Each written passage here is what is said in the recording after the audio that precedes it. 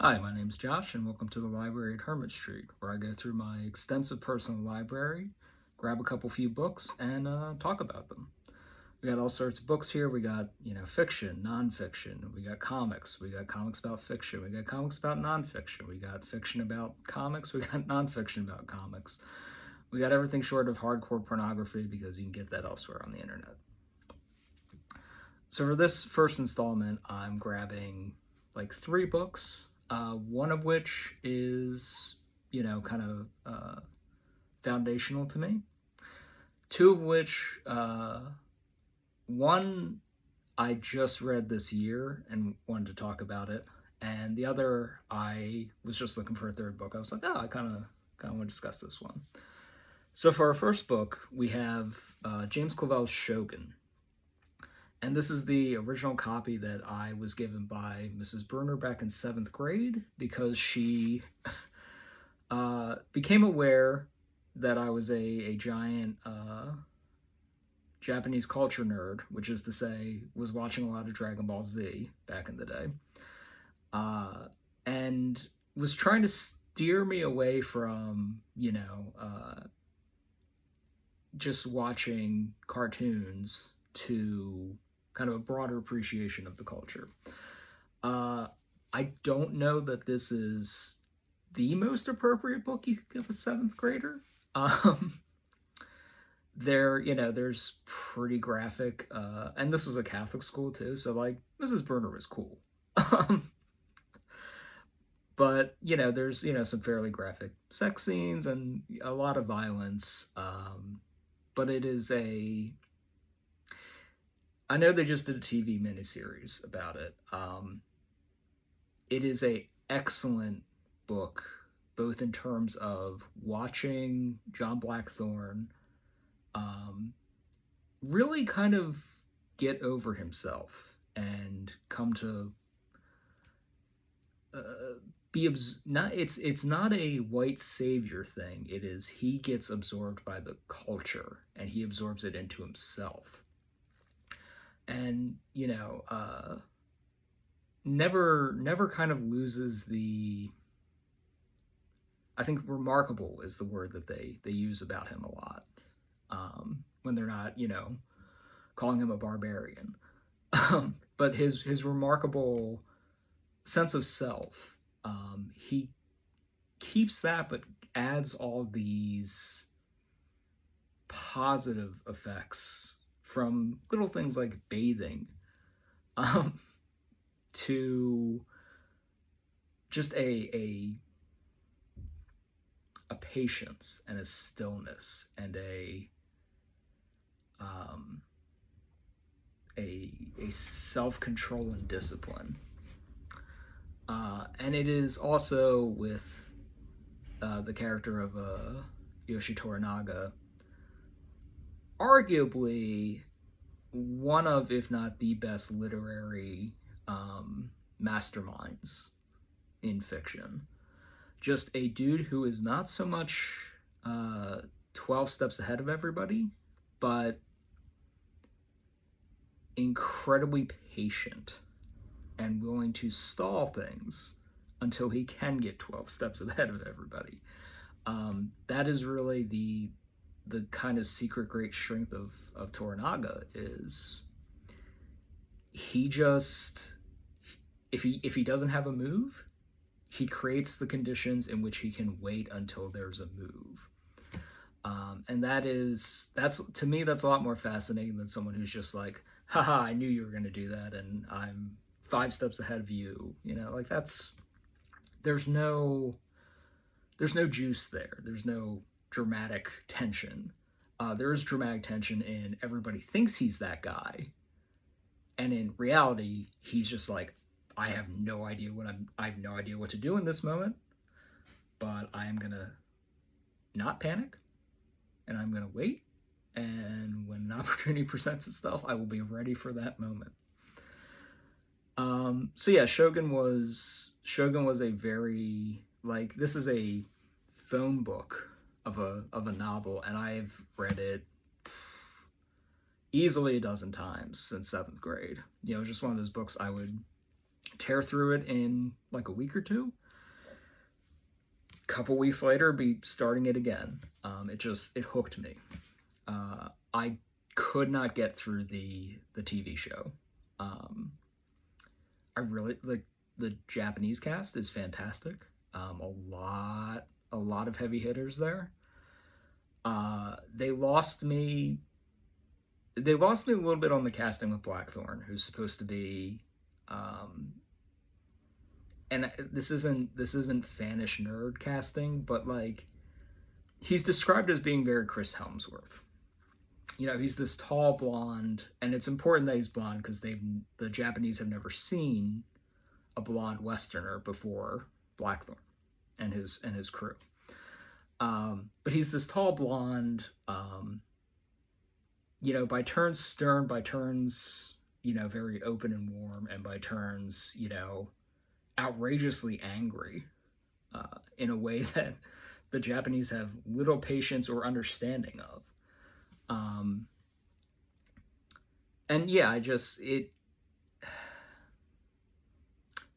wasn't a huge fan of how they cast Blackthorne. Like the actor Cosmo Jarvis is good. It's just not who I would have cast for the character. The other way they lost me was there is this famous exchange pretty early on when Blackthorne first meets Toranaga, and he's describing, you know, the Dutch are in rebellion against their ruling nation at the time. The English are helping them because, you know, they're fans of the underdog, which, like, it was a different England. But the English are helping the Dutch rebel, and Toranaga kind of puts on this big show of, like, you know, there's never a justification for rebelling against your sovereign leaders. Like, that's absurd. Like, how dare you? You guys are pirates and heretics and all this other stuff. And, you know, Blackthorne's like, there's one mitigating circumstance. And Toranaga's like, there is none. And Blackthorne's like, yeah, if you win.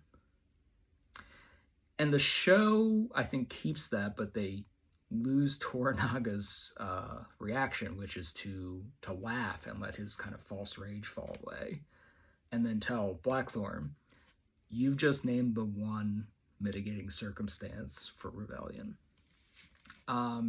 It's a great scene. They didn't stick the landing on it in the show, and I was kind of like, okay, I'm too close to this material, and I gave it a pass. But the novel itself, I wholeheartedly recommend. Is it of its era and written by an old white guy? Yes. Is it still an excellent, not even fish out of water, but just like an exploration of somebody coming into a culture that is utterly alien to him, and him to them, and the way those two perspectives are able to find common ground. And like, it's again not a white savior story by any means. It is very much a look what kind of look what amazing things happen when you keep your perspective open. So, James Clavell's Shogun, highly recommended. The second book, I just read this year, but this is Stephen King's Misery.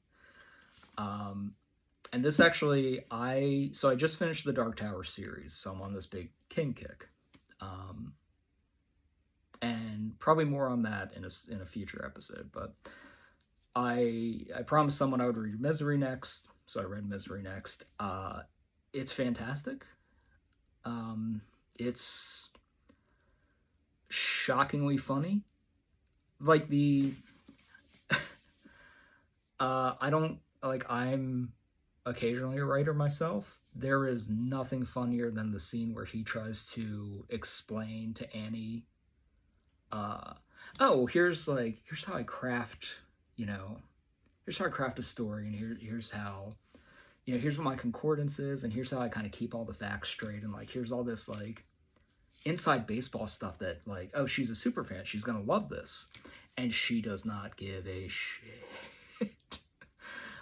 The funniest scene in the book is him, trying to inside baseball, give her a little peek behind the curtain, and Annie just she doesn't care. She just wants the stories. She doesn't care. In a very, very real way, she does not care about the guy who's writing them, per se. She just wants more of the thing she likes. So yeah, deeply, darkly funny. The horror of it, and this is kind of coming off reading The Dark Tower, which... So the way I kind of got into The Dark Tower was the Kingcast had Matt Fraction on to talk about his kind of first time through The Dark Tower as he's doing it. And I'm a big Matt Fraction fan. And he was talking about kind of his interpretation of the earlier Dark Tower books as metaphors for the creative process and metaphors for being a creative who is first aware of sobriety and then gets sober, and then not that is what the entirety of the thing is about, but that is part of kind of the weird autobiographical makeup of the Dark Tower. So Matt Fraction's episodes on the Kingcast, cannot recommend them enough. I talk about them to people in real life until I'm blue in the face. But Misery, the horror was not the mutilations. The mutilations shocked me. Mutilations are shocking. The horror is, and kind of the horror and the heartbreak and the thing that kind of made me tear up at times and ended up being unexpectedly moving, this is very much a story about a writer who's an addict, like King was. It might have been at this time, I'm not really sure about his timeline on things, but like, I know he's had struggles with addiction, and he's sober in recovery now, and more power to him, and so just reading Misery as, the psychopath keeping Paul captive is half the monster, is like the kind of surface level monster, and the real monster is he's fucking addicted to pills and morphine, and him having to kind of find his creative urge as his one life preserver out of this horrific situation. And by horrific situation, I mean both the captivity and the addiction. And it's one of those things that I think, I don't know, like maybe it is just like reading King's work through that lens of like knowing he's a recovering addict. I don't know, like I just, that was the part that really struck me with this, with Misery, was the kind of profound and odd and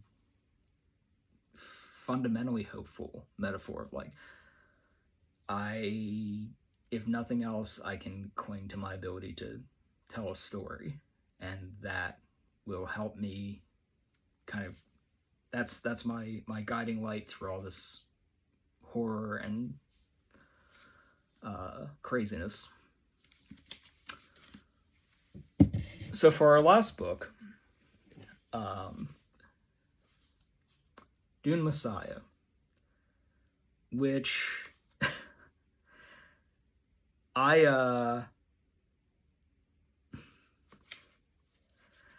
so what's interesting about Dune Messiah is I spent a lot of my 20s kind of as a contrarian troll to my friends on two subjects, one of which was Final Fantasy VII, because I started playing with Final Fantasy VIII, so that's my Final Fantasy.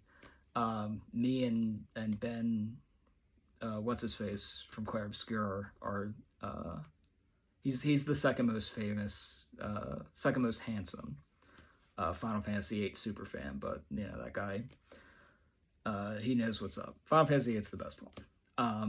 But everyone else in my friend group started with 7, so I would wind them up by being like, 7 sucks, I'm never going to play 7, blah, blah, blah. Still haven't, but I plan to. The other contrarian thing, I was insufferable. Like, I'm not proud of how big of a dick I was about this. But the other contrarian thing I was insufferable about was Dune. They all liked Dune, had all read Dune, were early Dune adopters.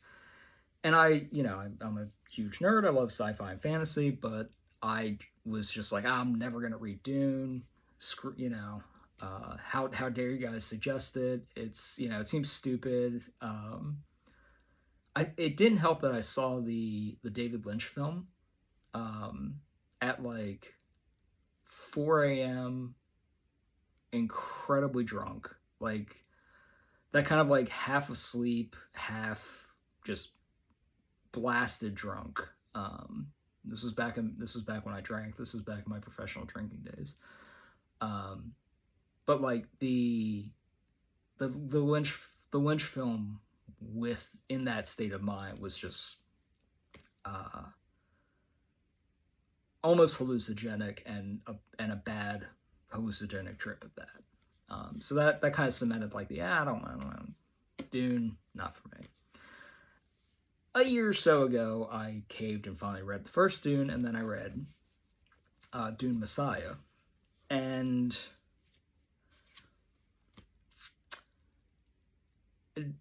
the first Dune's good.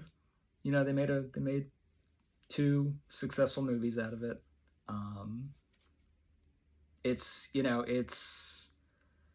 It's got some legs. It's, there's a reason it's still around, etc., etc. What I wasn't expecting was that Dune Messiah would be, to me it's a comedy, but it's a comedy in the same way that like Death of Stalin is a comedy, where it's just like the kind of political flailings of the worst people you've ever met. And it just kind of like, it gets borderline absurd. Like they're like, okay, we're gonna, actually I should pause here. Spoilers for Dune Messiah if you guys are only watching the films or haven't read them yet. Here's where you want to plug your ears and stop listening and stop watching if you haven't already. If I haven't driven you off, this Dune spoilers might do it. So spoilers for Dune. It gets preposterous. Like they blind Paul with a nuke. They bring back Duncan Idaho as like a weird techno zombie explicitly just to mess with Paul. It's this thing of like, okay, so we've cloned your friend Duncan Idaho, which again, Duncan Idaho is a name. But we've cloned Duncan Idaho. He doesn't have any of his memories. He's upfront about that. It's just a clone of Duncan Idaho who has none of Duncan Idaho's personality, and it's just going to hang out with you.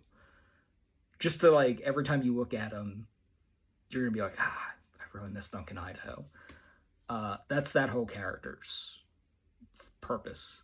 It's just a extended troll from Paul's foes, political enemies. Then they blind him with a nuke. Did I mention that part? They like light off a nuke, an atomic. and it blinds Paul, and the Freemen are all like, well, he's blind, that traditionally we would just let you die. So Paul has to prove that, like, no, I see far, because I can see into the future, I can see more or less. You know, it's like I guess he like shrinks it down to the point where he's like, you know, well, I can see 2 steps ahead of me, literally, so I can just perpetually be seeing 2 steps ahead. And you know, the whole time he's kind of struggling with, like, well, if I keep being the guy, there's gonna be a space jihad. That's not good. I don't want that. But I don't know how to avert that without dying. Spoilers. It all comes to it. I'm explaining the plot badly because it gets kind of convoluted and absurd, and a lot of it's just Paul kind of wrestling with, you know, I'm supposed to be the guy, but like I can see the future, and it doesn't end well for anybody if I'm the guy. Eventually, he is confronted by an assassin who's holding a knife to his baby's throat. And Paul uses his spice vision to look through the baby's eyes at the room and kill the assassin with a thrown knife through baby vision. It reminded me so much of Black Dynamite's I threw that shit before I came into the room. It, for some reason, like, I could not stop laughing at Paul killing this guy with baby vision and a knife. Throwing a knife via baby vision. Yeah, so Dune Messiah, I have relaxed my contrarian stance on the Dune series, but Dune Messiah is a lot funnier if you have weird brain things like I do, apparently. It's a lot funnier than you'd expect for a kind of foundational sci-fi novel. Again, Death of Stalin funny, not, you know, funny haha. But all right, so this has been the first kind of off the cuff installment of the Hermit Street Library, and I'm probably gonna keep doing these. I had fun. Hopefully you did too. Hopefully you learned something. Picked up some book recommendations. But yeah, thanks for watching, and see you when I see you.